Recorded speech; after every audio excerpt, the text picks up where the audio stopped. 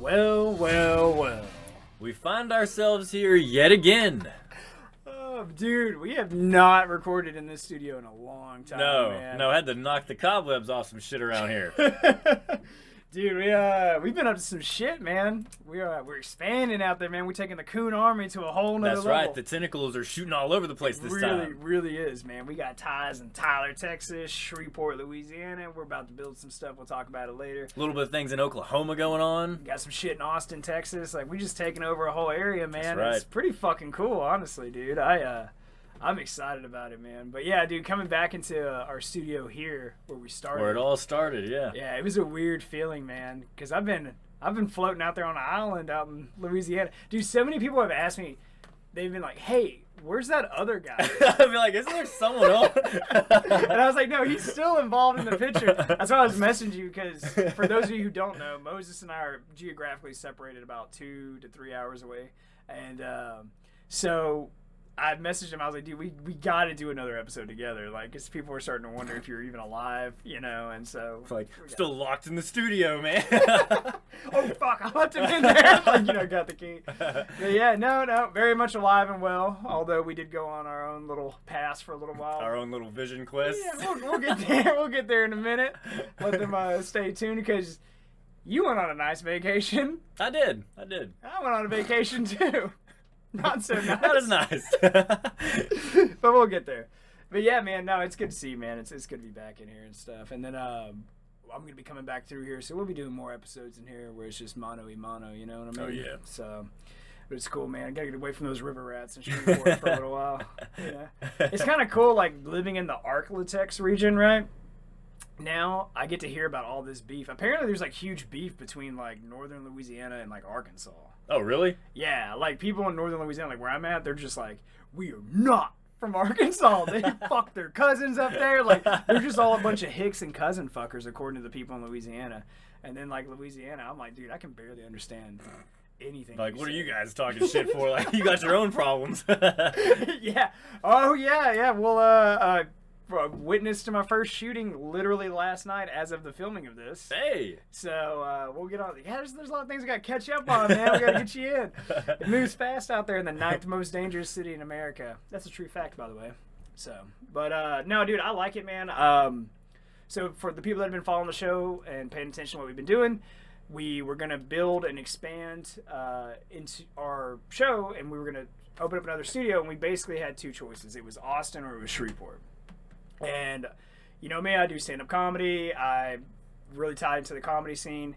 And so I talked to a lot of comedian friends that I had that were down in Austin. And they actually advised against going down there. They said that the market was extremely saturated.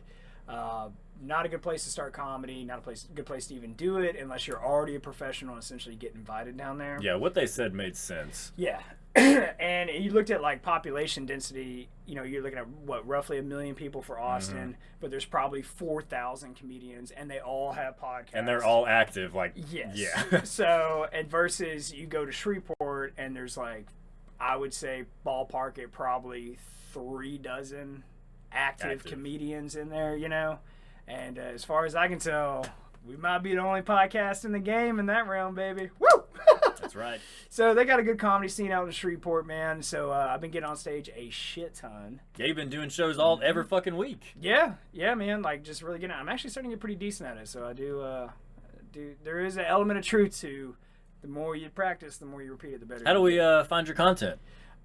You can go to Justin Allen Comedy Oh. on Instagram. It's all one word, man. So The link's in the description of this video too. Yeah, there you go. So, but yeah, man. So we'll put some stuff up there. Got a couple clips of me doing stand up. There'll be more to come and everything like that. And eventually we're gonna start popping those on this channel too. So yeah, that'll you be don't even have to go anywhere else. You just be right here. Yeah, we talked about it. I was like, hey man, maybe I should start putting some of my jokes on here, Yeah. and see how it goes or whatever. So, but it's kind of interesting doing stand up comedy out there, man. There's just more opportunity for it. Been interviewing a lot of people, dude, and it's great, man. And the comedy scene there, the guys that I work with, they've been so welcoming. I can't say it enough. Like, as soon as I walked in, as soon as I was introduced, it was like we'd known each other for 10 years. That's awesome. So they've all, a lot of them have come on the show. They're all about supporting it, and they want to do more of it. And with that, also, we are starting a sketch comedy group. That's Moses and I. And it's going to be owned by our company that owns Dumpster Diaries Podcast. And every other thing. It's solely owned. Yeah.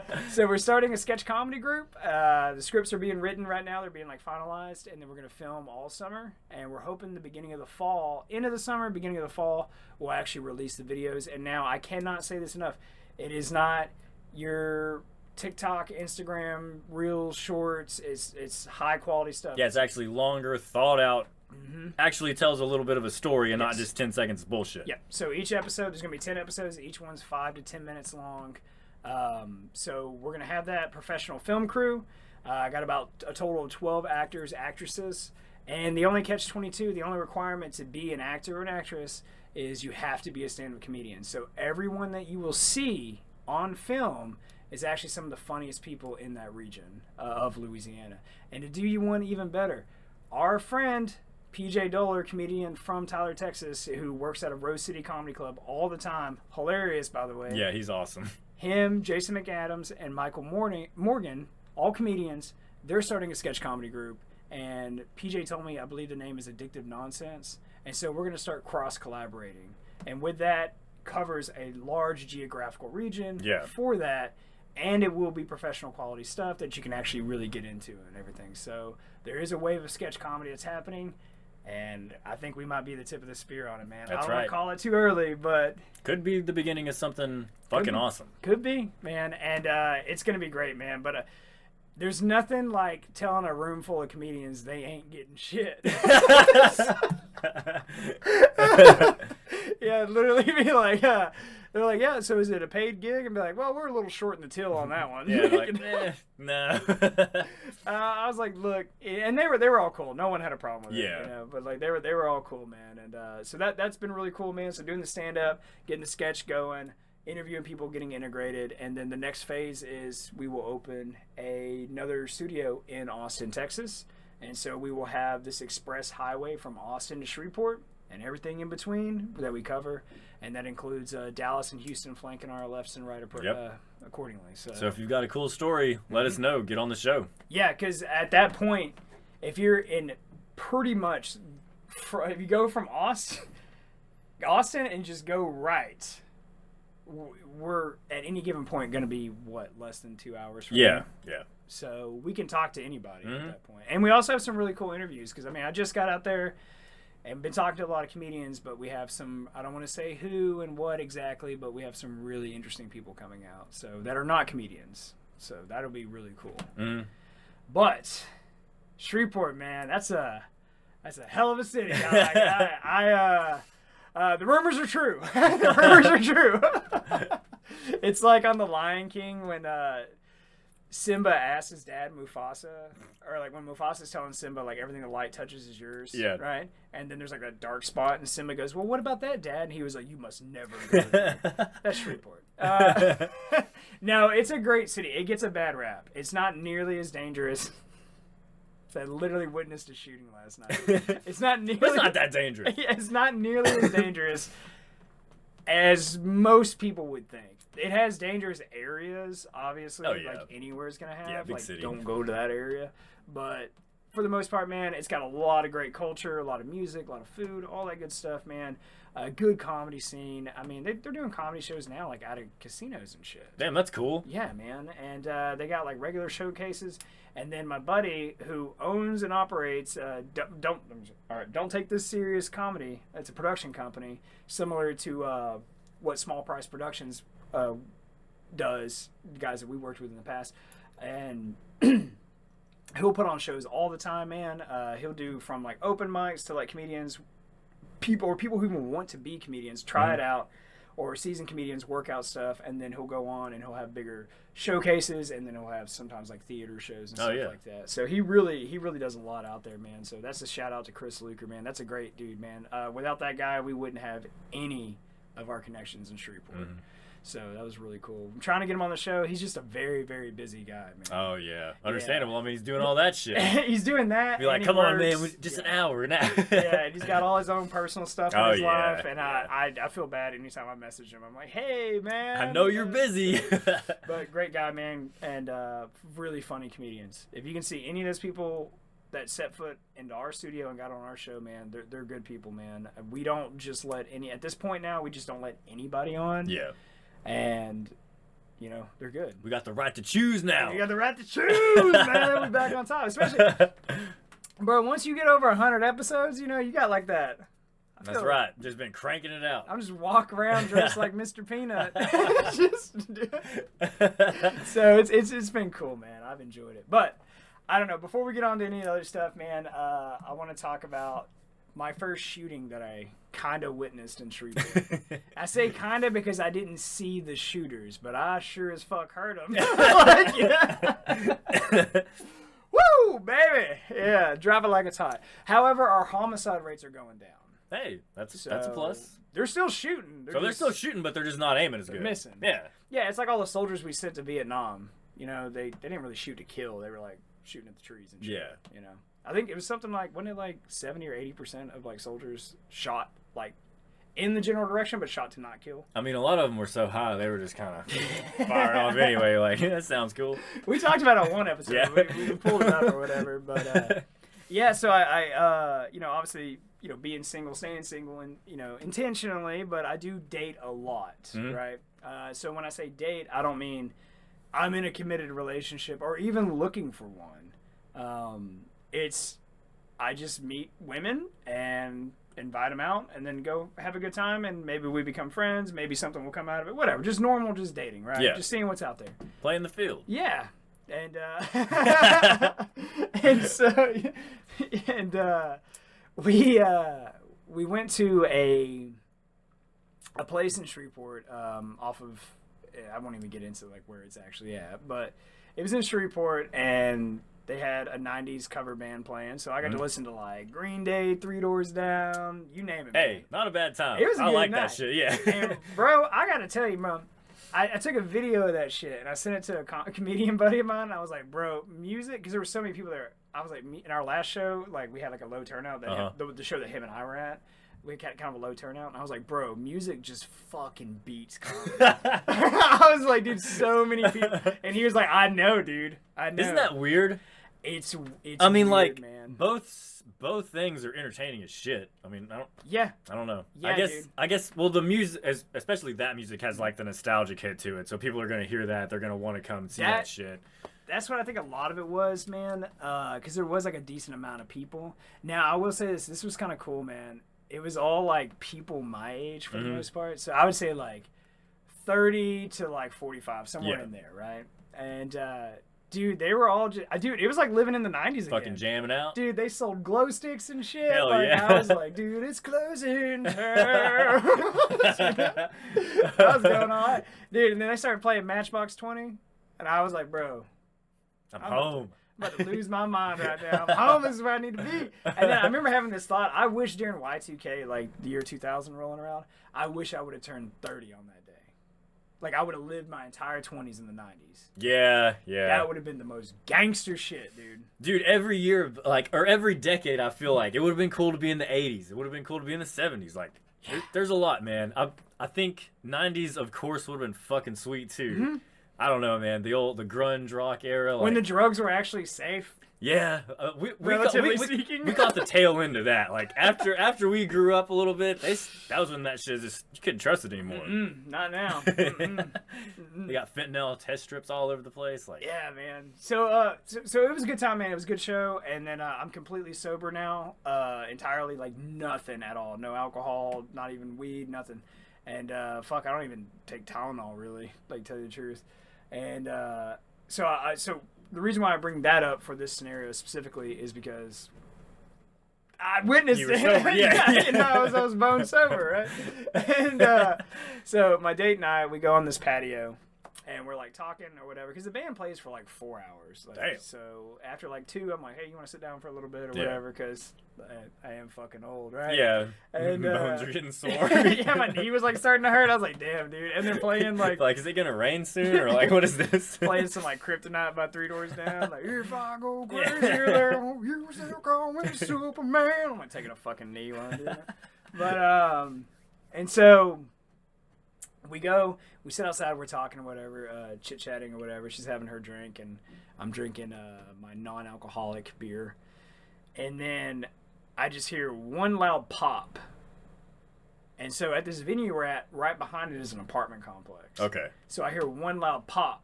And at first I was like, what the like, it got my attention, and then I just hear pop, pop, pop, pop, pop. Like, I was like, oh, shit. And then I realized, that's a gun. Yeah, it's a shit. So someone shot, and then somebody unloaded a clip.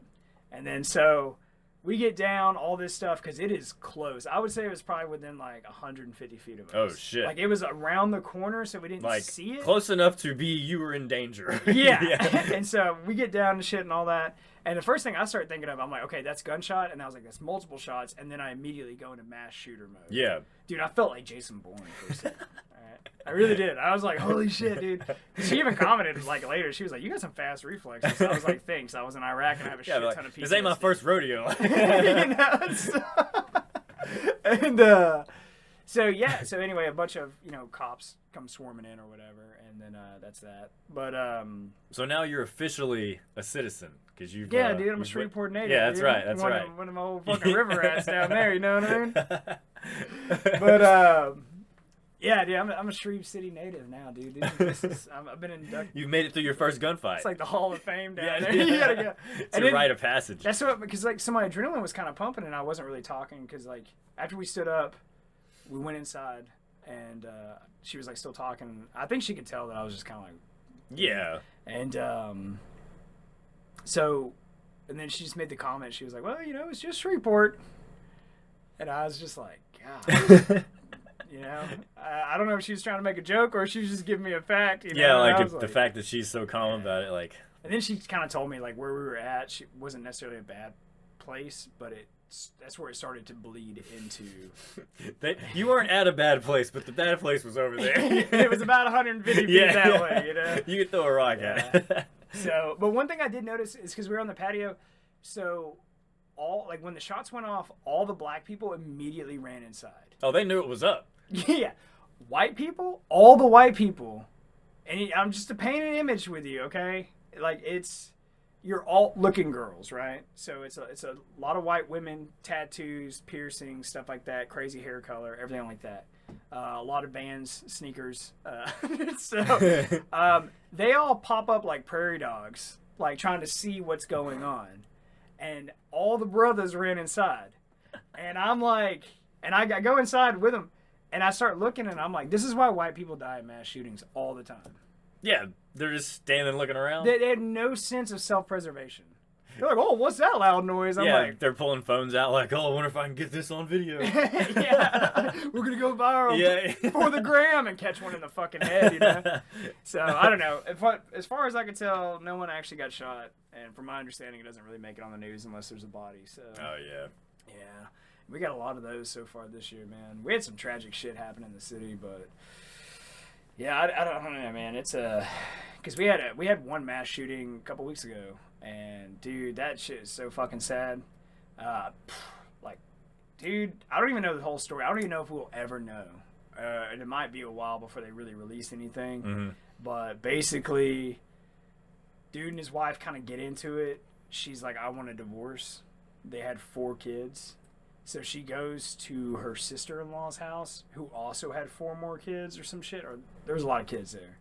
And he goes over there, shoots and kills one of the women, then kills 8 children. God. And when it's all said and done, 1 kid survives, and one of the women was in critical ICU condition. And then he took off from the ghetto in Shreveport, hauled ass into Bossier City, which is a much safer area, crime-wise. And the cops out in Bossier, they don't fuck around.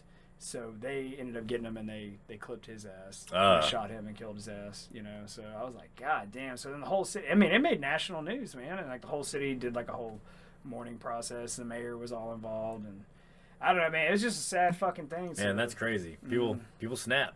Because like when I see like gun violence, you know, when it's like adults, this is gonna sound really horrible, but when I see it's like adults, I don't really care all that much. Like, especially when it's like consenting adults who know the rules of engagement. So, yeah, like, and they're both armed. Like, if it's like gang violence, yeah, it's a part of the deal. You know what I mean? And so I don't really feel anything for that. No, like, granted, it sucks, but again, that's what you signed up for. Yeah, I mean, and then you know, so then like when it comes to like domestic stuff, like a guy and a girl typically kind of getting into it, it's like that sucks or whatever. But you know. Fucking is what it is, but then something about when it starts to involve like children, innocent children, yeah, it's a little bit messed up. I don't know, but maybe that says a whole lot about me, like becoming desensitized to the shit, seeing it so much, you know. Maybe. I don't know, but I mean, it's America. We have them all the fucking time. And then I just remember like standing once I went back inside, and I just remember standing there, and I was like, yeah, we might have a gun problem in America. Like, you know, like, because I mean, I am a Second Amendment activist. Like, I wouldn't say activist, but like, I support the Second Amendment. We believe in the Second Amendment, yeah. But I will also, in the same breath, I will acknowledge there is a serious gun violence problem in America. There is, but at the same time, you ain't taking my fucking guns. Yes. So I don't know what the answer is there. You know, there is no answer, man. We gotta have them. They're bad, but we gotta have them. Yeah, I know, dude. So I don't know. There's no way around it. I don't know, man. But yeah, dude. Obviously, not everyone should have them, but yeah, no shit, right? But I don't know. Maybe it's just a problem that'll eventually solve itself. Maybe. Like my stance on drug addicts. Yeah. That's why the government never gets involved. It's a problem that eventually will just solve itself. Yeah. Because they'll eventually just die, and they don't care about anybody. So they'd rather that happen than actually handle the healthcare issues in America. I mean, they make too much money off of that shit. I mean, the ones that do get treatment. Yeah.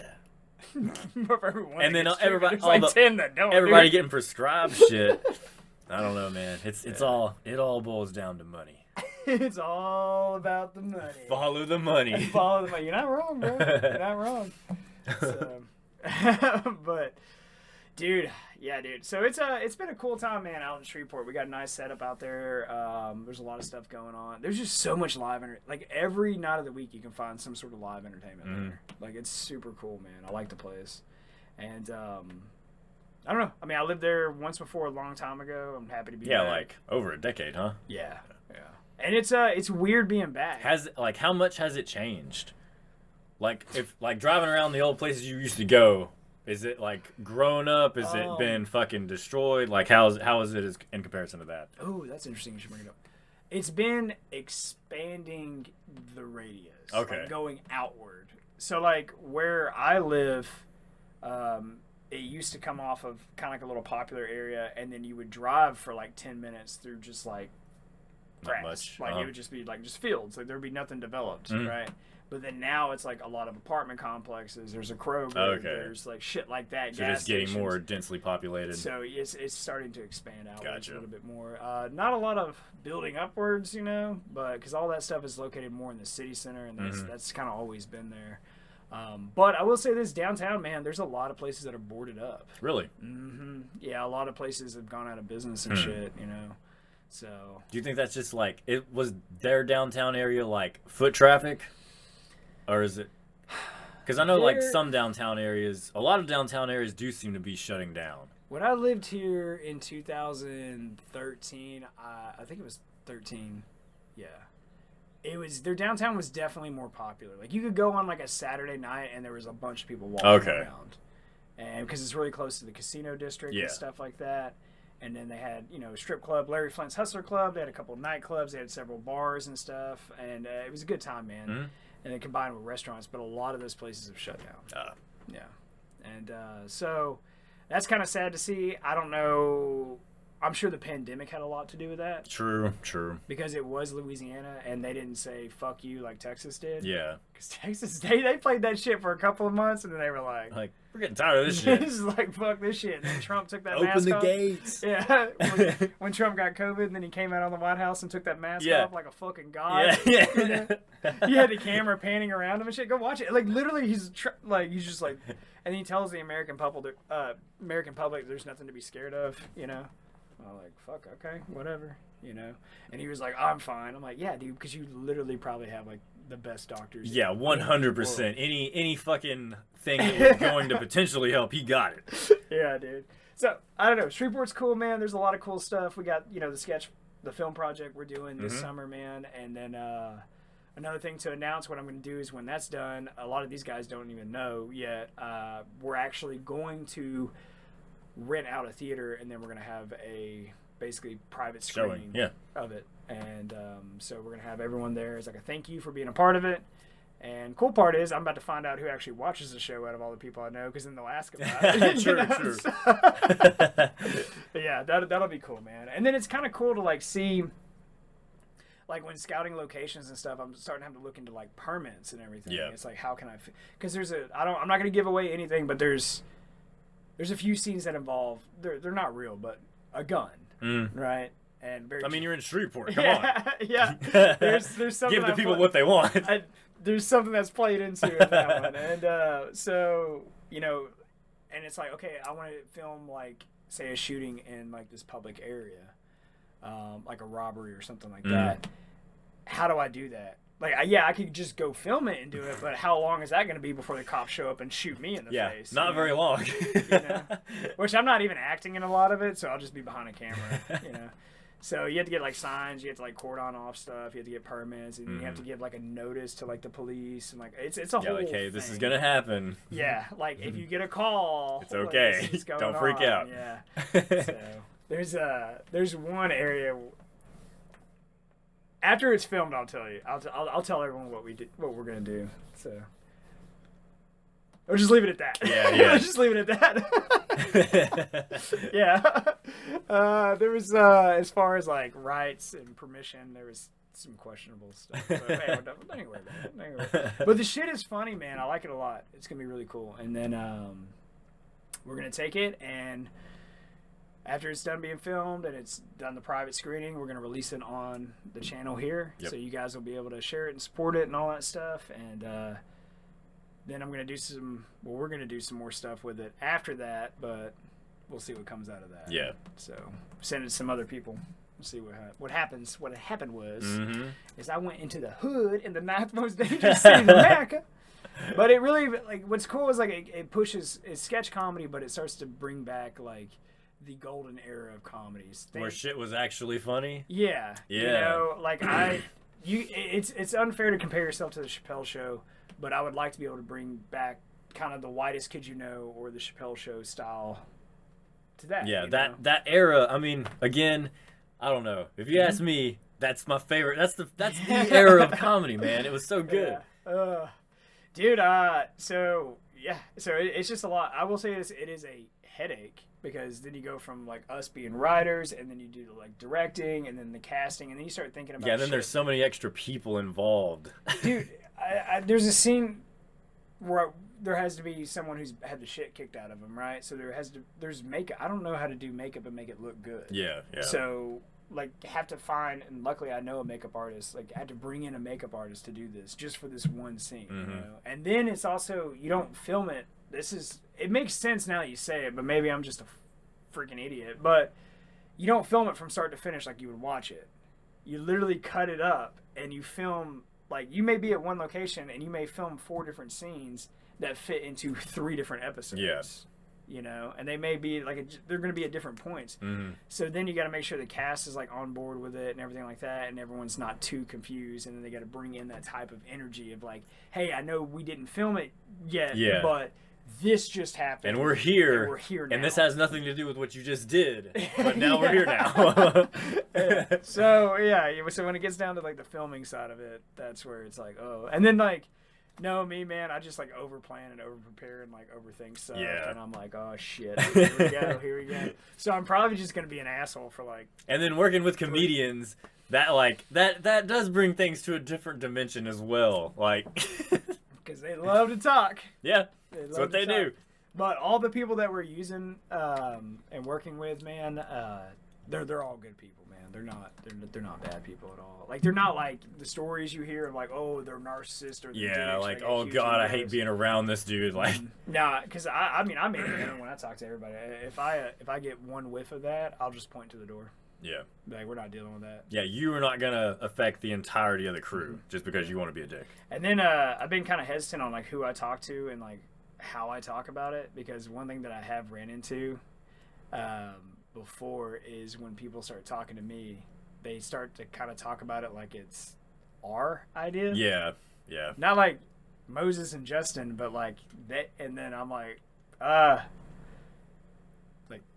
no. Like, we're writing this. You're an actor. That's cool. Yeah. And like, and some of them will have funny ideas for like skits, for sure, like, yeah, skits and stuff. But like, I want Moses and I to create something, like, you know. And then I'm gonna bring in people to help us and be like, hey, do you think this is as funny as it could be? Do you think it's too much, too little? What whatever? about this section? Like, yeah, but if you have like your own thing that you were doing, I'm not gonna like that's not what that is. Yeah. I'm not trying to be a dick about it, but it's like, yeah, I mean. You know what I mean? Yeah, like, go do your own thing. Like, you know, fuck it, you don't need me. I've only been here for 4 fucking months. You don't need me. So, but no, it's but everyone we got working with us, they're all on board. They know what's up, man. So, and then we're gonna have credits. Everyone's gonna get credited the right way. So I'm really excited. Yeah, that's gonna be fun. Yeah, it's just a lot of fucking dude.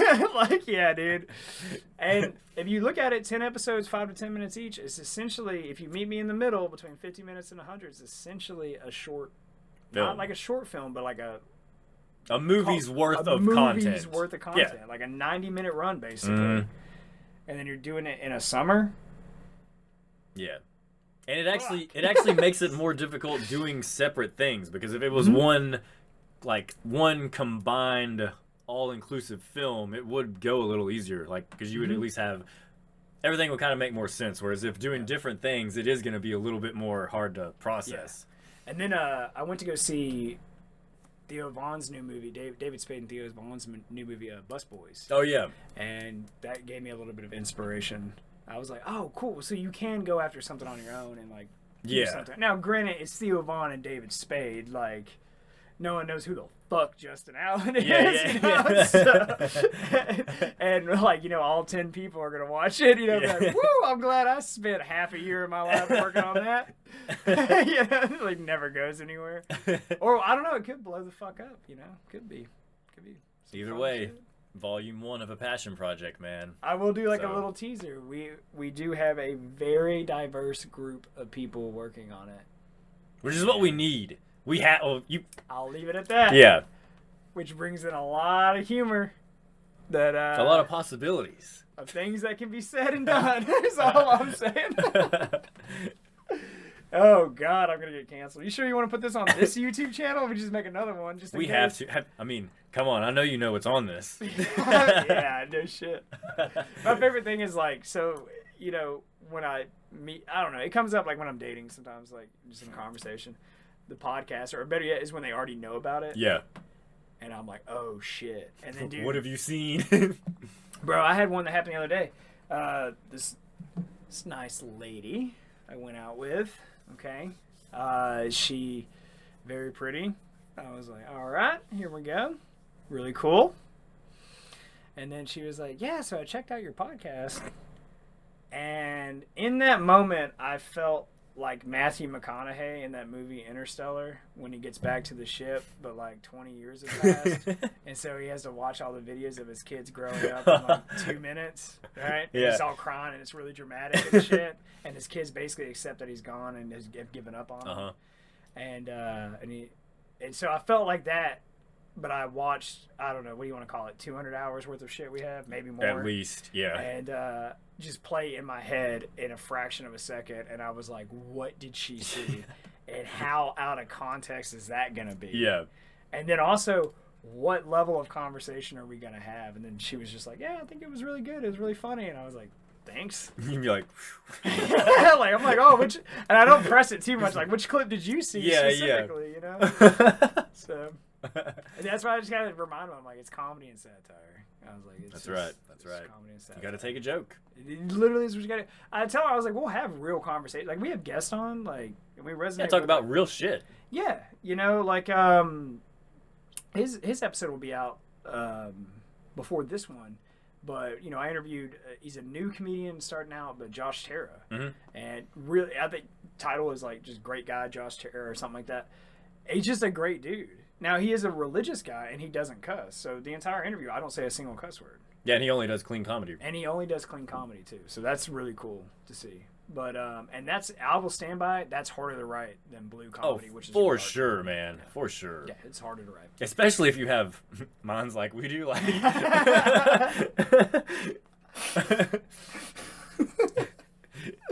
yeah, dude, I don't think I could do it, man. Because people have been telling me, they're like, man, you need to write like a solid 10 or 15 of clean. Like, just so you can have more events to do. Yeah. But then also on the flip side, I think about it like this. It's like I'm not chasing comedy as a career. True. I'm having fun with what I'm doing. So, because everyone's like, oh, you'll get more gigs if you do some clean stuff too. And I'm like, yeah, but I don't like doing that. Yeah, and if you don't want to do it, why would you do it? You know? Yeah. And I tell true stories on stage. It's like what little I'm known, what I'm known for. It's like, hey, these are real stories, these are real things that happen to me. You know? And at least from my perspective. I mean, that's what makes the shit funny. Yeah. Yeah, and I do happen to say a lot of crazy stuff on there, you know, like, I mean, I say cocksucker a lot. So, you know, and but it's one thing I've noticed too, man, is like people are really good at giving advice. Even when you don't ask for it. Yeah. And I'm like, I think you're kind of missing the point of this. And it's really funny with the show here. I'll start talking to people and they're like, yeah, you know, this will get the likes, this will get the views, this will get the subscribers. And I'm like, that's not why. You do realize I do this because this is my passion. Right? Like, I don't care if it's 1 subscriber or 1 million subscribers. The content will be the same. Yeah, it's not going to change. Like, I'm not changing any of this shit up. I'm not doing this, I'm not doing that. And then, or like if people try to come in on the show and dictate, like, hey, you need to say this, you need to, I'm like, no, we're not. You can go on Amazon and buy a camera. Yeah. Your ass can go sit And if you want to read off a fucking script, be my guest. Like, yeah, dude. That ain't how this shit works here. Because the only scripts Moses and I are writing are on our shorts. And even then, we ad-lib the shit out of them, too. Dude, I'm so excited about the next round that we have coming out. Yeah. Because it's been so long since we've done them. Yeah, and I feel like we went back to the basics in the best way possible. Yeah, dude, that was good. We're probably just gonna stick with that for a while. It's man. fun. It's fun. Fuck. I was like, yeah, we're gonna go back to our roots, and then I don't know, man. It's like I know how those dudes who make South Park feel. Yeah.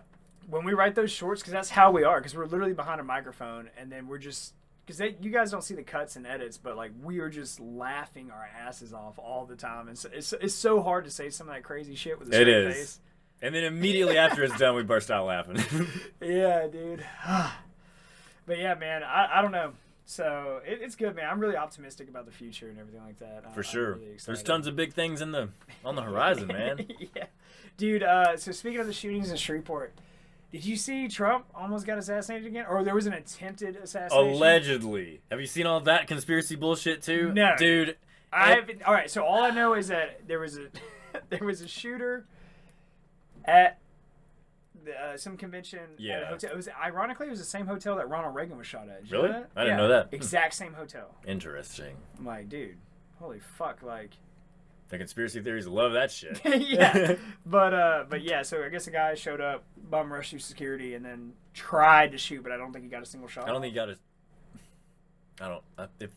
If he got a shot off, I don't know. There was something that happened, and then I saw the video. Like Trump, they got him out, and then fucking armed guards came up and had guns pointed around, but they weren't really. They were just aiming the gun. I don't know. Yeah, like the old school duck hunter. Yeah, and they were aiming it into the fucking crowd of people there too. So like, what were they really gonna do? I don't know. Yeah, Also, I guess in their defense, you don't really know who's a shooter and who's not. Sure, I guess you at least just got to stand up there with a gun. They probably just got to call, like, hey, like, shooter. Whatever their code word is. And so they're probably like, I got to look at however many thousands of fucking people. Time to start doing my job. You thought Where's Waldo was hard in the 4th grade. Let's fucking find this, because all the Waldos look the same. Yeah. Waddles. I can't even talk, man. But surprisingly, this shit will actually give you cotton mouth. But yeah, dude, it was crazy. So, do you know in depth about the conspiracies on it? Basically, the same thing as what's been recently happening. Every time there's an attempted shootout, they all say it's a hoax, and that it was somebody put up to do the job, to take the blame, to take the fall, because they were false flag. Yes, they were trying to say that it was gonna be like the last time Trump took one in the ear, and it rallied the troops and all that shit. They were trying to say that it was gonna be another one of those. So who knows? Who knows? Yes, man. I don't know. You know, you don't even know what to believe anymore, man. No. Some of these conspiracy theories, man, they get so in depth, dude. It's like, I know, and like stuff. Part of it's believable, but who the hell knows? Mm-hmm. Yeah, man. There was some weird shit that I was listening to the other day. I think I actually listened to it on Rogan. Oh, by the way, they did a new Protect Your Parks episode. Oh, okay. Yeah, it's pretty good, man. It's Protect Your Parks 16. Damn. They done 16 episodes of that shit, and they're like. Dude, they were talking about it. They said it's insane. Like, all of them, whenever they run into people, like, they all ask, when are we get another Protect Our Parks? They don't ask about all their other individual podcasts. Just all that. Other shit. It's just that one. Like, and I was like, dude, he needs to turn that shit into, like, its own show, man. Yeah. I mean, he basically already kind of has. But... True. And I guess it's hard to get all those guys together at a Dude, time, they were I talking think, about bringing Trump in to one of them. And I was like, dude, imagine him taking a fucking bong rip. I bet he would do it. Like, you have to. I bet he would. Yeah. I'm not saying he would drink, but he would at least show up. No, yeah, he would show up. Yeah. You know, I mean, of course they'd make some stipulations like, hey, we can't get fucked up in here. Yeah. Maybe. You just I don't know. let me see it. You think Shane Gillis isn't going to get fucked up in there? Would you drink in front of the president? Yeah. Yeah. If I still Dude, drink... he's used to people drinking around him. Yeah. I mean... Would you smoke weed in front of him? If it was legal in your state? I'd be like, hey, I would ask him. I'd be like, hey, are you okay with this? You want to hit? Be like, because I mean, if I'm around other people, I'm gonna be polite. So I would offer him the same courtesy. I would be like, hey, are you cool with that if I smoke? It's a damn common courtesy. Yeah. I'm trying to be a decent human being here. Well, yeah. So I don't know, man. They did another one that's pretty good, but freaking. Oh, what was it? Damn. I just lost my train of thought with it. That's been happening a lot here lately. Yeah. I don't know. Maybe I need to take some multivitamins. Pretty malnourished. In case y'all can't tell, I've lost a lot of weight since the beginning of the year, and I don't know if it's all entirely healthy. So we'll see what the lab results say. Yeah. Oh man, but yeah, dude. So the Protect Our Parks is pretty good, man. But yeah, that's where I learned about the shooter. Not about the shooter, but the fact that it was the same hotel as Reagan. Oh, okay. Yeah, and Mark Norman had like the greatest joke on there. It's quick; you could barely even catch it, and he was like, "Oh, I bet the TripAdvisor reviews are horrible on that place." I was like, "That's pretty good, man." Yeah, that's really good. But yeah. So I don't know. So what is that? That's like, I think, because they said on the show that was the 3rd attempt on him, but then I read something in the news that it was the 6th. Yeah, because off the top of my head, the earshot, the dude at the golf course, and then this recent one that's 3 right there. Yeah, but I know there was something else. You didn't really make it. Yeah. I'm sure they probably snatched some people that we weren't even aware of. For sure. You know? But I feel like there was at least one more event that's been on the news about it. But here's another thing. Speaking of news that's happened since we've gotten together. Iran. Oh dude. God. God damn, bro. We called that shit, dude. We fucking called that shit. Not on this episode, obviously, but on this show, man, we talked about it. And because when Trump was getting elected, I know I went on about it for a while. I was like, it's the first term for any president is like whatever. Yeah.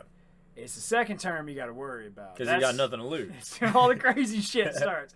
Whatever's crazy for them, it could be war, it could be trying to, Obama was trying to get, socialized health care. It could be any of these things, right? But whatever's extreme for them, they're going to go with that because they don't have anything to lose. Yeah. And I was like, bro, we're going to be in a fucking war. And here we are, dude. Yeah. 4 weeks, my ass. Haven't heard anything about Ukraine in a while. Oh, yeah, the check cleared. Yeah. So they don't give a fuck anymore. Yeah, Ukraine's still going on, but no one gives a shit. Yeah, no one cares. Yeah. But, yeah, dude, the Iran shit, I was like, God damn, bro, because we kneecapped the president of Venezuela. Mm-hmm. Okay. And then immediately just went straight into Iran pretty much like a week later. Yeah. I mean, you know, back to back. Iran has been fucking 4 weeks away from having a nuclear bomb since 1980. How many years? Yeah. So, Since before we were born. yeah, and then like now with the talk of like ground troops and all that shit. Anytime I hear ground troops, that shit pisses me off. There's no need for ground troops. And like you're an idiot if you believe you're gonna send ground troops and you're gonna be out of there like in no time. Yeah. No. Because you know what comes with ground troops? All that infrastructure. Yeah, exactly. Once that concrete's poured, we ain't going anywhere for a long fucking time. I mean, we're still in Iraq and all that shit. I was about to say Afghanistan. I was like, well, we're not really there no more. But like, you know, I mean, when we get out, we're done. We're done. It's like a bad relationship, like a bad breakup. Like, I'm done, bitch. Yeah. I'm taking all this shit. I told you. You leave half your shit there because you don't even care you're about like, it? fuck it, I'm taking the loss. That's literally what that was. Literally, yeah, that is a great analogy. I need to remember that. Use that in my stand-up. You should. That hits a little too close to home me. But, yeah, we both been there. Yeah. Fucking dating crazy bitches. Women. Y'all are angels. Anyway. We love you. What did Cat Williams say? I'm only calling you bitches because I don't know your name. Yeah.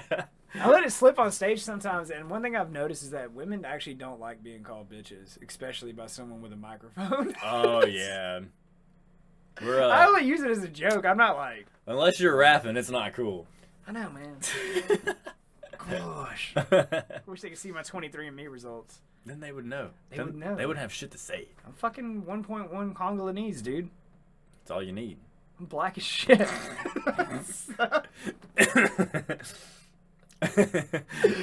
Oh, God. But, what the fuck were we talking about? Iran. Yeah, it's just a fucking mess. And I get it. Like, you can't have an enemy of the state, or you don't want an enemy of the United States to be nuclear capable. True. If you can prevent that from happening, you want to prevent that at all costs, right? Because you don't want, like, that's very quickly you can become a nuclear player and it create a lot of stalemates like we see with, like, China and Russia. Even though we go tit for tat, ain't nobody hitting that tripwire anytime soon. But, but I don't know, man. Like, I was like, God damn. And they just keep talking about, like, I mean, part of me is just wondering, like, what the fuck is left, dude? Like, how big is this goddamn place? Cause I know, but we supposedly hit like 7,000 targets, right? That was like, and that was a while ago. 3 weeks ago. Yeah, they were bragging they hit 7,800 targets. 7,800 targets, and I was like, well, fuck, what's left? You know? And I don't know, man. Gas is $4 a gallon. I just drove fucking 2.5 hours. I know. So.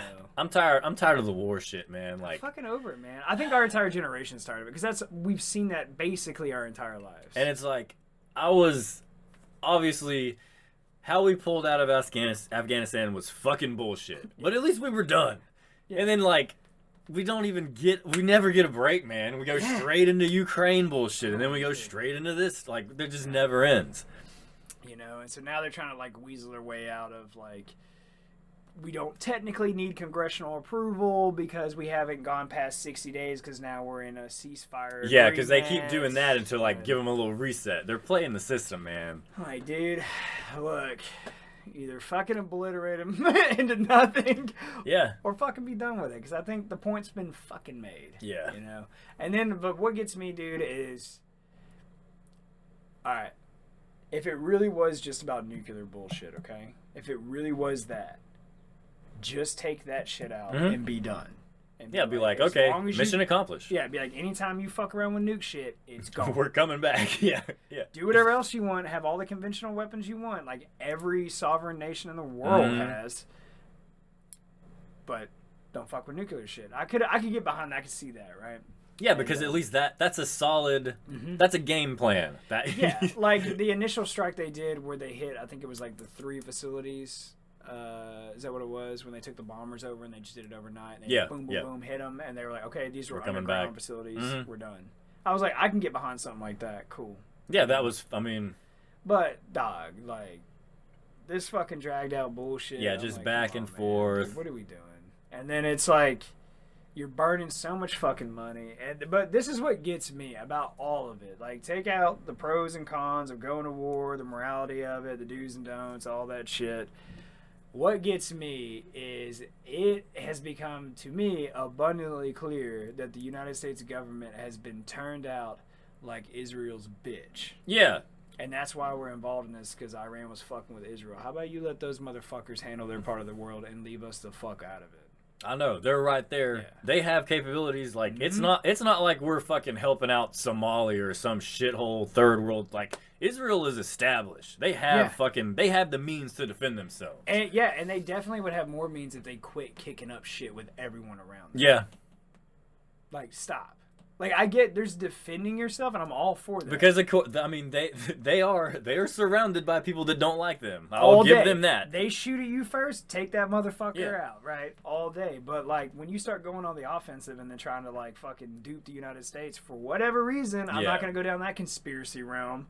But why we seem anytime Israel asks for anything, we're just like hell yeah, we'll give it to you. I know that. Just give it I to don't understand that because that still goes like. I'm still for helping the American people. That's right. Again, dude. Israel is not America. They're fine over there. Like I don't care about them. They're cool with us. That's fine. I don't want to help them. I'm tired of that shit. Fuck it, dude. We're gonna go a little longer on this one, man, because like, bro, like, so, like, I am religious. Like, I'm a Christian and I do go to church, okay, and.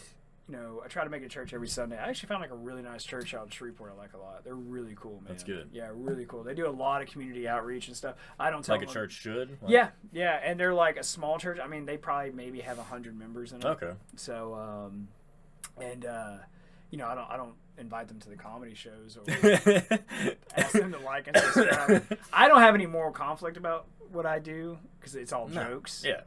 And I'm, you know, whatever, but not like you're up there spewing hate. Yeah, I don't feel like having that conversation though with someone who might not be able to handle what they say. Yeah. So, but anyway, man, you know, to get back on the religious stuff, when it comes to Israel, a lot of that stuff is tied in there. Like, oh, it's the Holy Land, like it's God's chosen people. Let's talk about Jerusalem. Honestly, as a Christian, I don't care. Wipe it off the fucking map. We'll rebuild it. Yeah. If that piece of dirt is that important, we can build something else on top of it. Yeah, I mean. But the answer to that is no, it's not. Because I'll be hypercritical of like my own beliefs, my own religion and stuff. But like at what we're seeing now, at the cost of all this shit, you can get the fuck out of here with that argument. Yeah, like how many people are gonna die over that plot of land? And it just never ends. Yeah. And for what? Nothing ever gets solved. No one is ever happy about it. Even the winners are always planning something else, and the losers are always coming back. Yeah. So it doesn't do anything. Yeah, dude. And so it's just like, I don't care. Like, who gives a shit? Like, I don't either. It's a cool story like the origins of like Judeo-Christian beliefs and all that stuff and everything. But I don't have to have some fucking wall standing for me to be like, oh, this is a physical representation of like my beliefs or anything. Especially considering how much you're supposed to take on faith. That doesn't have a like tangible value. Yeah, and like you can get into it, especially when you get into like the New Testament and all that, you know, and like, you know, the death of Christ and all that and salvation. It's literally a big part of it is a lot of that shit goes out the window, man. Yep. You know? And it's like, why the fuck are we holding on to it? Now I get it, man. Jews, you know, that's their thing. You know, they're still in the Old Testament. Yeah. Like, you know, they're not really on the cross train, but fucking.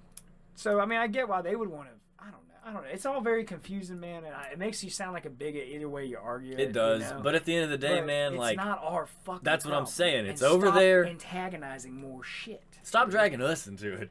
Fuck, you know. Leave us alone, man. But you know, maybe we have biased opinions because you and I have both been to war zones. Yeah. And I had friends who died while I was in Iraq. Like, and nothing got accomplished. Nothing got accomplished. And it's going to be a whole nother generation. If anything, it was fucking counterproductive. Like, a whole, and then how many people come back, like, physically fucked up, mentally fucked up?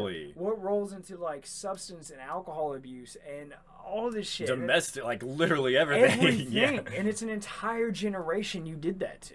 Yep. And then they're like, fuck it, Gen Z. And then before us, we had Desert Storm. Those guys, like, yeah, dude. It never. And not to mention all the fucked up like health issues you're gonna get. Like, who knows what fucked up cancers you and I are gonna get from all this burn pits. The good old Afghanistan burn pits. Yeah, dude. And every now and then I get a letter in the mail from the VA. Oh, by the way, we now cover this type of weird, super rare cancer.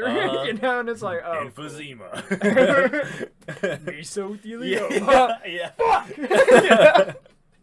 Be watching fucking cable access in our 80s and be like, God damn. Yeah, they're gonna have those burn pits on the TV, like, if you were involved between the years of whatever and what. Yeah, dude. So, like, I'm not happy with our government because I've always been hypercritical of our own government.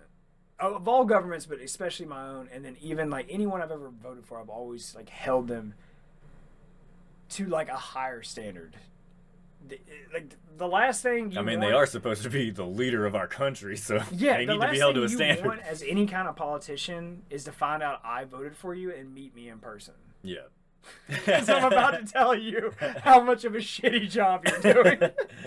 I'm like, oh yeah, but that one thing, that was cool, you know? But then I'll just berate you for 45 minutes. That stimulus check was sweet, thanks for that. But yeah, man, so I'm just not impressed with it. I don't understand. I mean, I understand it. I get, you know, as much as you can without, like, studying it. Yeah. But, like, I understand why, you know, we have these allies that we do, why we support them and all this other stuff. But my thing that I've noticed is it seems to be there's a lot more going on, and it seems to be malicious when it comes to the Israeli government, is what I'll say. Especially Benjamin Netanyahu, okay? And I'm like, yo, dude. That dude is a legitimate criminal, so. Yeah. That's why he keeps his entire nation in a constant state of war, so you can't. Because he can't get out, yeah. And what's crazy is the United States doesn't have those laws, you know that? If we're in the middle of a world war, a fucking president can still be prosecuted and removed from office. I mean, that seems pretty fair. Should be. Because otherwise, you would just run into the Israel situation. Because you know damn well any of our presidents would do that shit too. Well, that's how you become a dictator. Yeah. It's just like, oh, we're in a constant state of emergency. Because he has an extremely low public... his popularity rate. Yeah, it's terrible. They didn't want him before October 7th. They were trying to kick his ass out before that shit. He was like... I ran. We need to kick up some shit. Yeah. Come on. Come on, I'm not done here. Good job. You know, but I don't know, man. I just feel like we're getting too involved with this shit. Yeah. But it's not on our own accord. I feel like Lady Liberty has a puppeteer. Yeah. And it ain't us, man.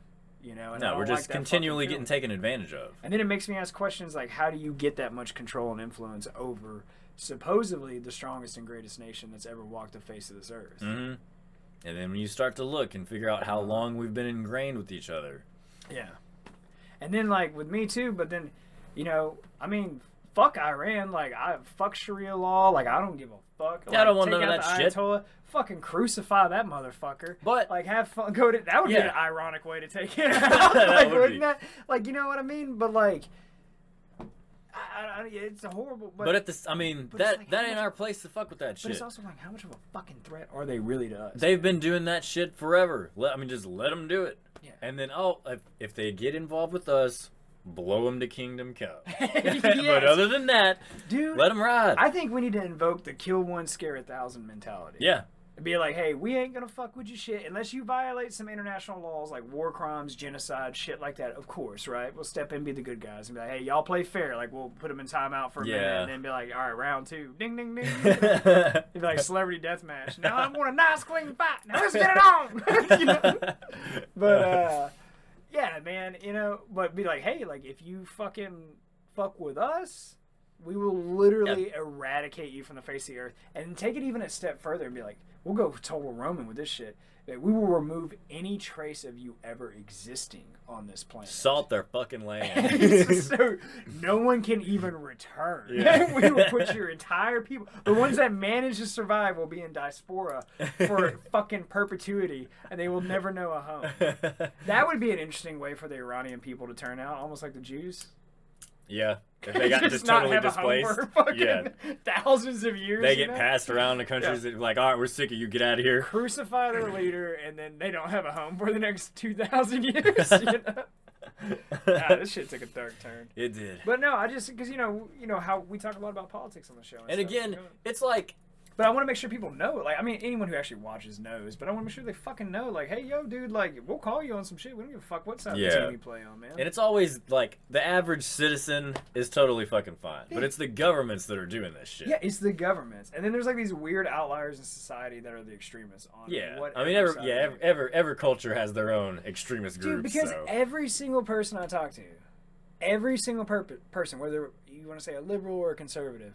Dude, nobody wants any of this shit. No. They're like, what the fuck are we doing? It's not our shit. Like, how many U.S. troops have already been killed? Like, go fuck yourself. Yeah. You know? And then they've already gotten caught lying about how many have been injured and shit like that. You know what I mean? Yeah. So it's like, dude, go fuck yourself. So, but I don't know. Also, I also don't understand it how a major became Secretary of Defense.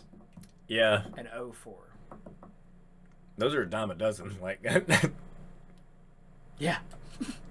Like, when I got out of the Air Force, the promotion rate, now granted, that wasn't Air Force, the promotion rate to major was 100% the year I got out.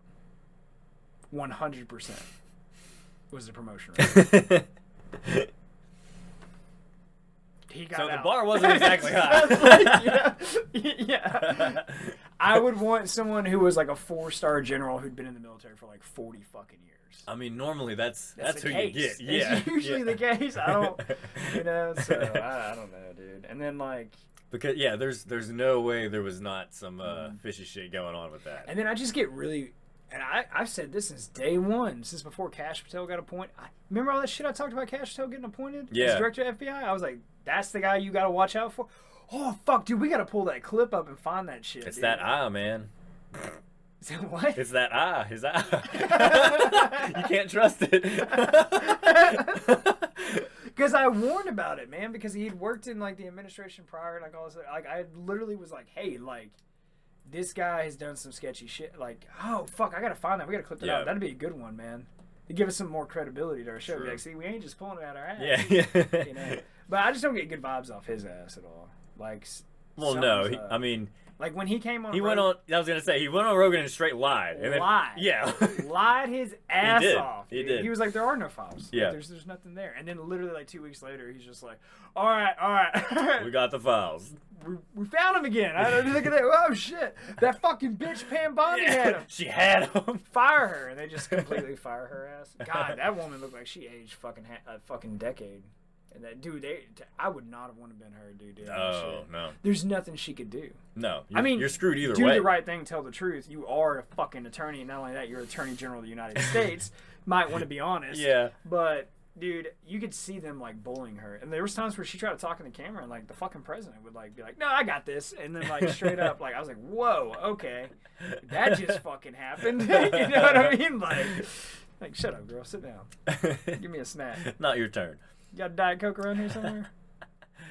So I don't fucking know, man. But yeah, dude. So it's a wild time, man. It's unstable. Do you see the shit in Iran like ending anytime soon? Not anytime soon, man. No.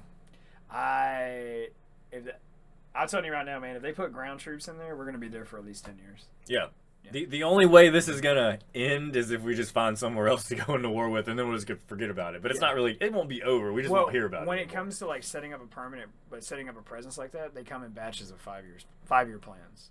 I mean, they have to because it's not worth it to not do that. You have to plan for it. Exactly. So like everything's gonna be built around a 5-year plan. But then here's what's crazy: is after a year, they'll evaluate that plan for another 5-year plan. Yep. So it's always going to be a 5-year plan, even after 26 years or whatever the fuck, you know? Like 25 years, yeah. Same thing as Iran being 3 weeks out for 40 years. But it's like, it's funny because regardless of what side of the spectrum you fall on, like any kind of political stuff, the government, like, they're lying to us and they gaslight the fuck out of all of us. Yes. And the fucked up part is they think it actually works. Yeah. And it doesn't. It does. It does to some. Okay, to some. But here's the fact about that. That shit only fucking works typically on the extremist side when it aligns with their point of views. Yes.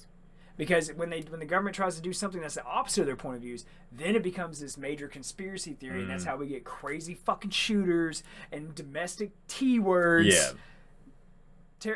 You get what I'm trying to say? Like, I was thinking like trannies for a second. Domestic trannies, but well, sometimes it's usually them shooting. A lot of times, yeah. Those SSRIs, man. It's something like, what is it? Like so far this year, it's like 20-something shooters were all trans. I think like not every shooter was trans, but like 20-something were like, and they were all on SSRIs. And it was many more than not. Yeah. Like. There's like one neo-Nazi in there. The rest are all just trans. Yeah. Like, damn, like that guy was an alcoholic. The other people were fucked. Yeah. So I don't know, man. My thing, I'm calling it right now, is ground troops. So I would say in the next, you want me to go over under, or what do you want to do?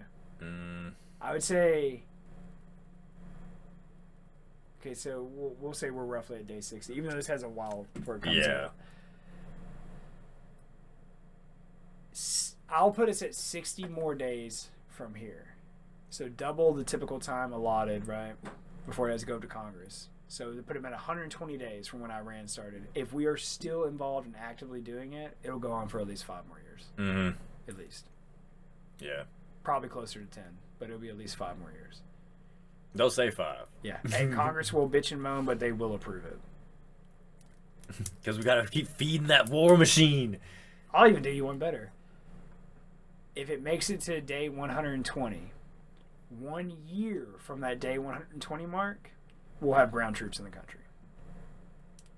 And then there's no end in sight. Hope you guys like MREs. Yeah, dude.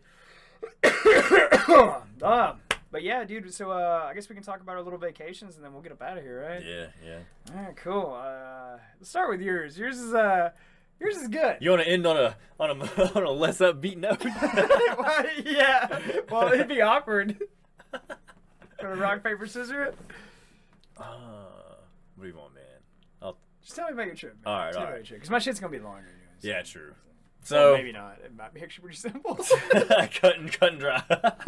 Cut and dry. Dry. So, yeah. Man. Word of the day. Yeah. Thanks for the reminder. You got this. All right, man. So yeah. So obviously we moved out. Or I took and moved and expanded to Shreveport. You stayed in East Texas, and so we didn't break up, guys. We're just taking a break. Look, your mom and dad love you very much. So, we just needed some time. But yeah, so during that time, man, you took a vacation. We took a little bit of time off because I mean, there's a lot of shit I had to do. You had a lot of shit going on too, so. Yeah, I had to bust up the monotony of everyday life, man. And but how you do it, bro, is you always get the fuck out of the country. Yeah. It'd been like 2 years this time, which normally I leave the country more often than that. But because the last time you went somewhere was Iceland, right? No, I went to Greece in between that. Oh yeah, that's right. Yeah. But oh, you fucking trifling bitch! You never went to Greece without me. You didn't know. You didn't even tell me. I fucking love kebabs, tzatziki sauce, all that shit. Yeah, I really didn't get caught up in the office for that weekend. Yeah.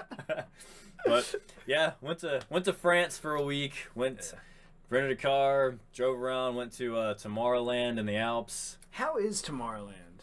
Dude, it was an experience. Like I've been to big ass like raves and festivals and shit before, but that was the first one like in blizzard conditions. Oh fuck! So it was interesting. It was cold as fuck. Because the ones I've always been to have always been the middle of summer. It's usually hot, it's hot and as you're fuck. in a tent. Yeah, yeah. And it's like a 50-50 shot whether or not you have access to a shower. Yeah, this one it was cool. I mean, you literally take ski lifts up to the stages.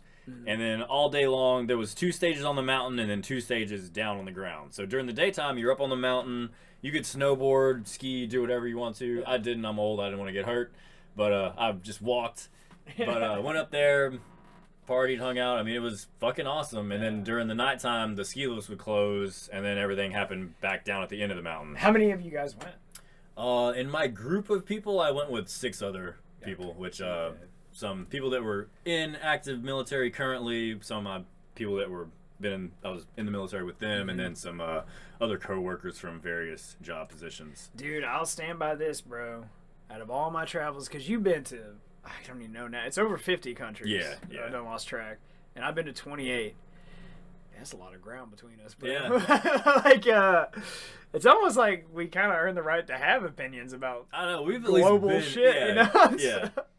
But, because we just, on the surface, probably look like 2 idiots just rambling and some shit. Yeah, I'd be like, oh, these dumb fucks never left their hometown. Bro, you fucking Yeah. rednecks never fucking seen anything. Trump!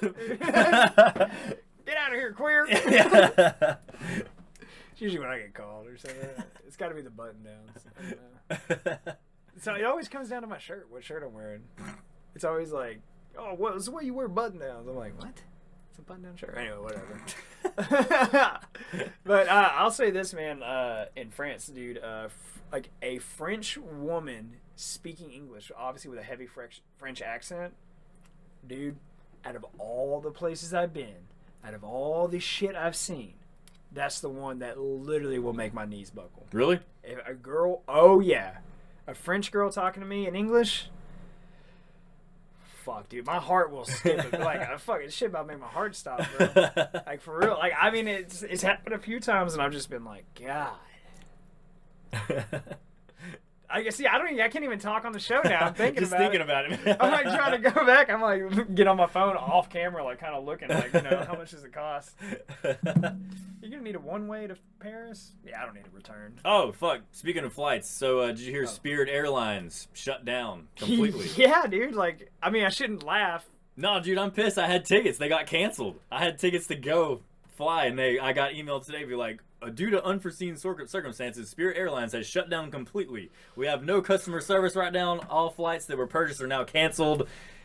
Yeah, so they're just totally fucking done. Holy shit. Because I'd heard about that, and I was like, okay, well, I already had my flight. I was like, maybe this is like a pre-planned thing. Like, they're not going to be accepting any more flights after a certain day. Or like, dude. But no, dude, they're just done. That sucks, man. That was like the last holdout of like affordable flights in America. We've got, there's Frontier is the last one now, but even they're like, good luck. Yeah, you're gonna get lost in a Frontier if you get on one of those. Yeah, with the fucking animals on the tail. Yeah. But yeah, now I feel like there was another one, but I think it's just Spirit and Frontier, and now it's just Frontier. You're gonna end up like that fucking rugby team we talked about. Dude, yeah, eating people. Just eating motherfuckers. Eating. Yeah, dude. So, how was your vacation?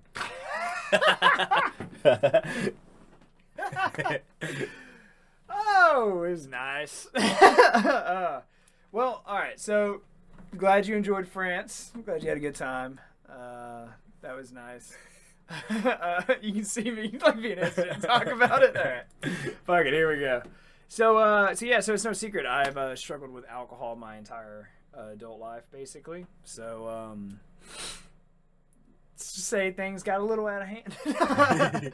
But no, you know, I was just going through a lot, man, and I started drinking like really, really, really heavily. Like, not in the good way, in the way that everyone always talks about. Like, are you drinking alone? It's like, yeah, yes. the dangerous ones. Yes. And so I was just drinking a shit ton, man. And you left me. You went to France and didn't want to do the show no more. So I'm like, I was gone for 7 days. Just put it off on you. You said, I don't want to do this no more. And so anyway, man. But yeah, so I get caught up into it. I'm drinking a lot, like all the time, man. And then eventually, you know, it goes from the beer to the liquor, and then eventually it's just like vodka all the time. Right? So it's a lot. And it's every single day. And now, you know me, I'm not like a violent drunk. Like I suffer from depression really bad, but So sometimes I get a little sad when I drink. Yeah. But like for the most part, it's always like happy-go-lucky, like have a good time. Let's go, Yeah. right? And chilling and drinking. Yeah, and I also have like a retarded high tolerance, and like my body naturally will process it at like a higher rate. Like this is all like legit, like proven. Like this isn't me pulling this out of my ass. Like this is like doctors have been like, yeah, dude, you're a fucking freak. You know. Now the problem with that though is my BAC will get high. Yeah. You know, so like say you may feel okay, but on the chemical level, you're fucked. Yeah, so like say for you to like be having like a good time, be like, yeah, I'm fucking drunk, having a great time, you might have to be like a 0.15, but like I may have to be like a 0.25, you know, or a 0.20 or something like that, you know. So it's relative to the individual. But anyway, so it got out of hand, and I was like, fuck, man, like I gotta quit, you know. And I was kind of having this. I would like to sit there and say that it was an overnight come to Jesus moment, but it wasn't. It was a long, drawn out thing. Yeah. Because this shit's never easy. So and a lot of times you don't realize what's going on, and especially in that altered state of mind. Yeah. You kind of have to. Yeah, and so man, I developed a full-on 100% full alcohol dependence, like physically. Like I got sick with it. I got sick without it. And I was like, oh, shit, this is not good, you know? And so, you know, I'm like, all right, I got to go through a detox. And, you know, some friends of mine took me out to their house out in the country. They came and picked me up because I was just completely, like, by the time they got to me, they told me, they were like, man, you were probably like a week from dying. I mean, it was in such bad shape. I hadn't eaten for 5 days, like, because I couldn't hold anything in my stomach. Yeah. Like, my body had just... Like my liver was hurting, my pancreas was hurting, both my kidneys were hurting. At one point I was pissing brown. I was like, this is not fucking good, you know? And then, but I couldn't stop because I'd get like dangerously sick. Sick from not drinking. Yeah. And so I reached out to him, and, you know, there was talks of like, go to the hospital, don't go to the hospital, all this other stuff. Looking back, I should have went to the hospital, but I'm glad I didn't. But they took me out to, basically out to the country, man, and, put me in a back room and let you sweat it out. Yeah, you can say that. That was a long 96 hours. I went through full-blown DTs, bro. I'm talking auditory hallucinations, shaking, sweat, diarrhea, vomiting, can't sleep, constantly feeling like you have the worst flu in your life, going from hot flashes to cold, like hot, cold, like beads of sweat dripping at like an ambient temperature of 68 degrees Fahrenheit. Yeah. And then the crazy part was the tactile hallucinations that started. I didn't even know what the fuck those were. And like many of you, I had to go look that shit up. So that is the feeling of bugs crawling on your skin or out of your skin. So that happened my entire like body. And I was like, holy shit. That sounds terrible. And so I kept telling myself, like, it'll pass. And I had great people that were taking care of me, man, and I love them to death. I'm so thankful for them. And I'm glad that I called them out, reached out for help. Yeah. And so, but when it broke, night and day difference.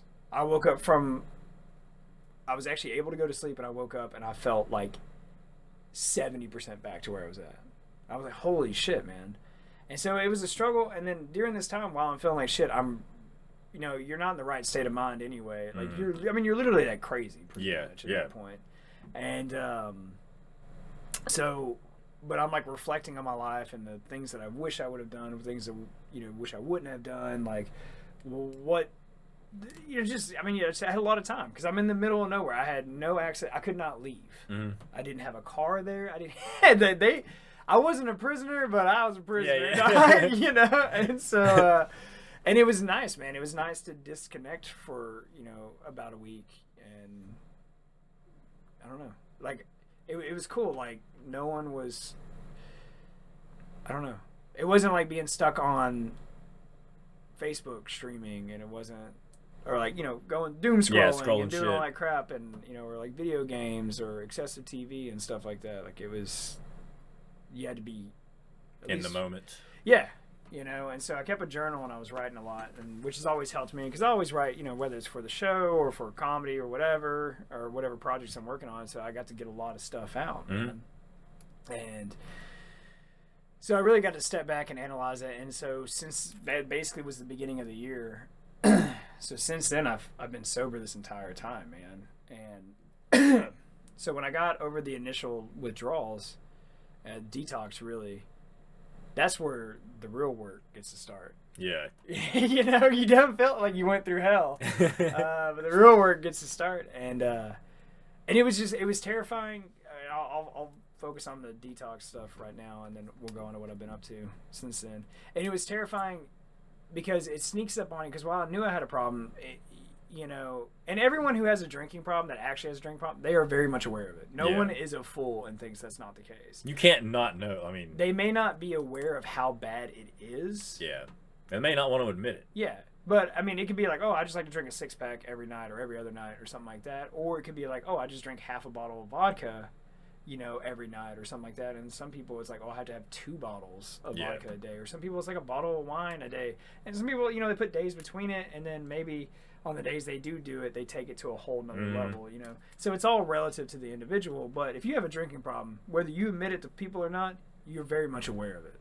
And, because, I mean, you literally have a front row seat to it. Yeah. You know? So, I mean, I don't know how much more realistic the IMAX experience can get, but I'm sure it doesn't hold a candle to that shit. But yeah, man. And so, like, it was scary for me because it was like, okay, like, that was pretty close to kicking the bucket on that one. And people were really worried. And then I'm thankful that I had people in my life that actually loved me and cared about me enough to help me through that. I don't know. Like, yeah, it's just a lot of shit. It's just a lot to talk about. And, you know, I tell them thank you all the time. And, I don't know, man. It was a hard thing. And then it was like reflecting back, and it wasn't fair to them to put them through it. And that was just something I kind of told myself, you know, like, I'm thankful they were willing to go through it, but it wasn't fair to put them through it. And all I want to, you know, say is thank you. And well, as long as you never put them through it again, it was all worth it. Yeah, we're getting there. Yeah. And so, you know, it's how do I say it?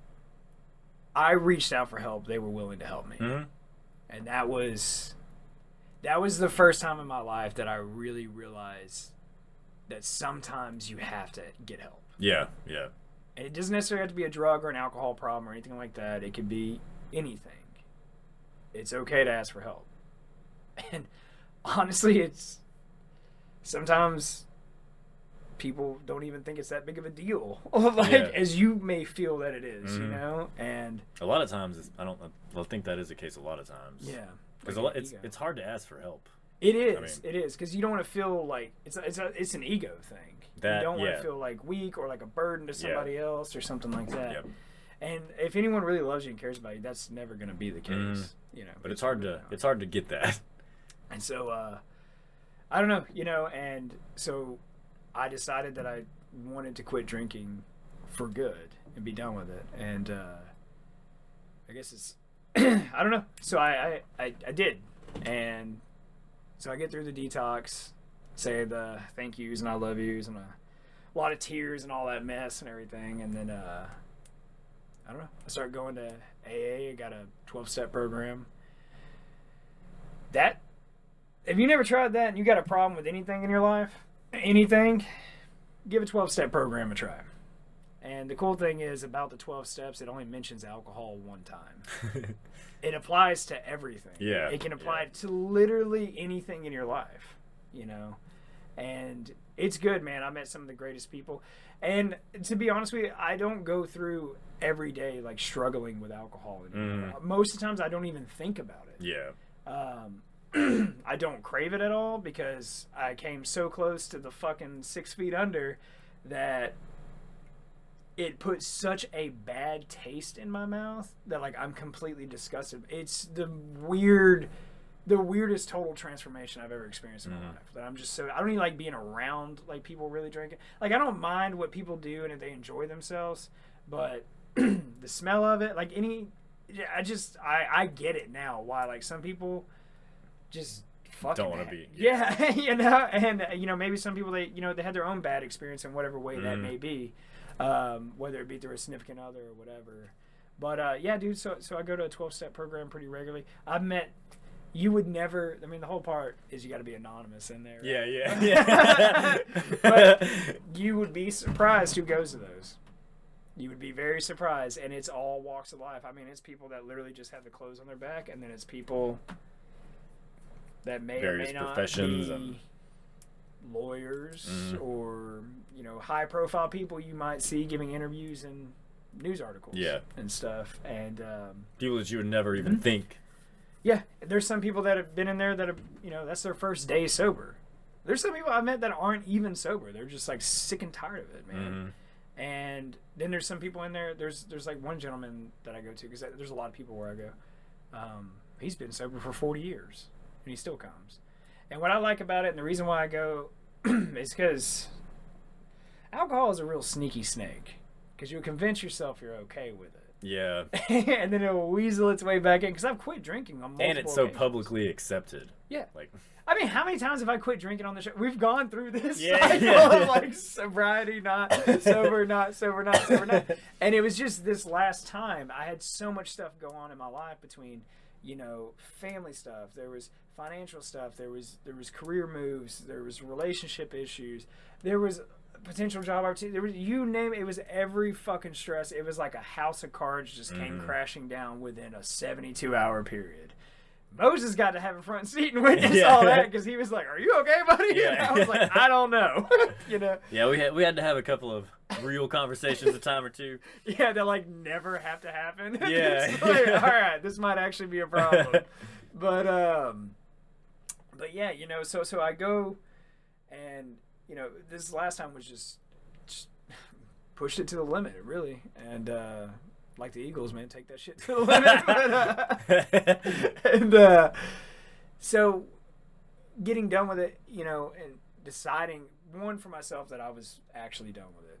I decided that I had passions in my life. I had people I cared about. I had things that I really wanted to do. And unlike a lot of people, I know what those things are and who those people are. And it's all tangible and it's all lined out right in front of me. All I had to do is fucking do it. And all I had to do was just shave some fat in my life. I just had a lot of people around me. Some of it was unfortunate circumstances I couldn't help. A lot of it was shit that I could help. It wasn't anyone else's fault that I drank because I chose to do that. However, I was just around people I should not have been around. And I cut ties with them, realized they're all just miserable people looking for company in themselves. And I got out of it, and I separated, and then also that corresponded, it wasn't the cause, but corresponded with the move to getting out of here, and then having a fresh start, and it's been great, man, and I feel like I have a second chance at life, and I'm telling you, for anyone who's listening who's struggling with that stuff, if you made it this far into the episode, it's much better on this side of the fence. It really is, man. Now, whenever you do get sober and you quit doing whatever it is you're doing, it's kind of tough at first because you got a lot of time on your hands. Yeah, you got to figure out something to replace that.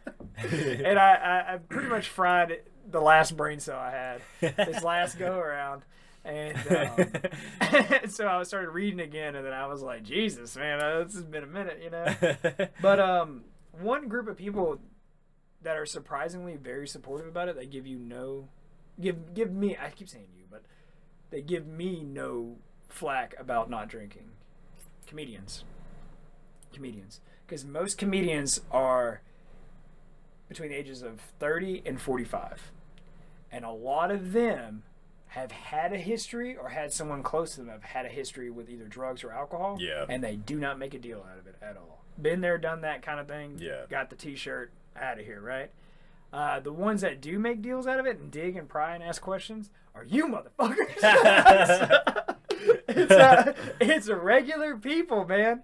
Like, if you're just out in a social gathering, like, people who don't know I do comedy, or they definitely don't know about this show, and they're just like, well, like, why not? Why don't you drink? They gotta know, know. And it's like, buddy, I used to drink a handle of vodka a day. You want to come drink with me? Yeah, I'll see you in the emergency room. How about that, you pussy? And then I realized something, too, and I came up with this line, and it's such a good line, but I cannot use it on stage, so I'm only going to use it here, and I'll never use it again, right? Because the comedian John Mulaney actually used this on his most recent special. It's close to it. It's not the exact same thing. And whether you believe it or not, that's neither here nor there. I came up with this on my own accord, and then I happened to see his stuff a few months later. But he was famous for being a relatively clean looking guy and stuff, but he was a severe drug addict. And anyway, it kind of all came out, and then he got help, he got clean, and then on his last special he acknowledged all of it and made fun of it and incorporated it where people try to do smear campaigns and stuff, and he just flipped it around on them and was like, go fuck yourself, like, here it is, here's the actual truth, right? Yeah. And I realized something like he did, and he says at the end of his special, is one thing that I realized, man, is that only Justin Allen can stop Justin Allen. Nothing else can. Yeah. Because I'll fucking kill him, and I nearly did. So, yeah. You can't keep him down, dog. Can't count him like a cockroach. Whenever the world gets nuked, it's gonna be cockroaches and me crawling around. But no, in all seriousness, man, like anyone that helped me or even had to deal with any, like, dude, thank you so much. And it was so great. And I wanted to wait several months to like before I even addressed it and all that stuff, And yeah, man, I'm done with that for good, man. That's good. And dude, and it's so crazy because Moses really knows the behind the scenes. So he got to see me go through all this shit. There was some shit he could help me with, some shit he couldn't. Yeah. He's just like, fuck. I'm like, dude, are you okay? And but the way the cards fell, I am literally in the perfect position I could ever ask for. Mm-hmm. I'm in the best. That's exactly right. Like, everything turned out. Dude, grace of God. And that was another thing, too, man. I started getting back in a church, found a really nice church. Like, grace of God. A nice house in a nice neighborhood, all new people, like good working relationships, like all the negative relationships I had in my life, they went away. Like it was like, it literally, like something stepped into my life. I'm not going to say it's divine intervention or anything like that, but whatever it is, you can call it God, you can call it the universe, said, hey, what I'm trying to show you, you're trying to get you to do, you're not paying attention to, so I'm going to make you pay attention. And I'm going to let you make these choices and facilitate that. And you're going to get to a point to where you see the light at the end of the tunnel and you're going to go for it. Or you're going to see two lights and you get to pick. Which you're going to go. That's probably more appropriate. Yeah. So yeah, man. And then all the people that didn't need to be in my life, they went away. They just, like raisins in the sun, man. Mm-hmm. And then and the funny part is, man, even people who knew, those people never, not one fucking time, ever even remotely checked in on anything. Yep. And I was like, that right there tells me everything.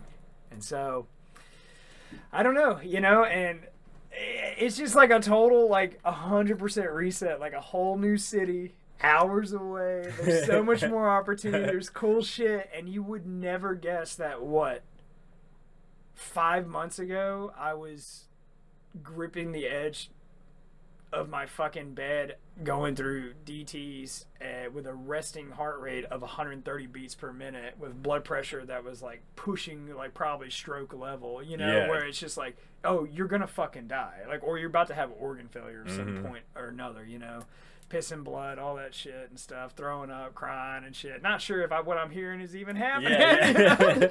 Like being insane while knowing you're insane. It was a weird experience, but and then to come out of that like hole and be like, yeah, man. And so it's just, I hate that I had to go through it, but I'm glad that I did. Yeah. Because every now and then, and everyone needs this in their own way, every now and then you need a bitch slap from reality. Mm-hmm.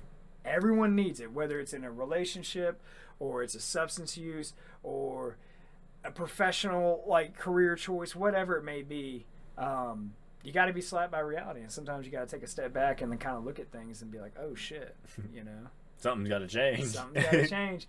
And I got to tell you, man, I'm excited about this fucking change because all the shit we wanted to happen is finally converging together, and all the pieces are starting to fit. Some of the stuff we've never even talked about on the show, I'm super fucking excited, and there's a lot of great shit that's gonna come out of this. That's man. right. That's Yeah. right.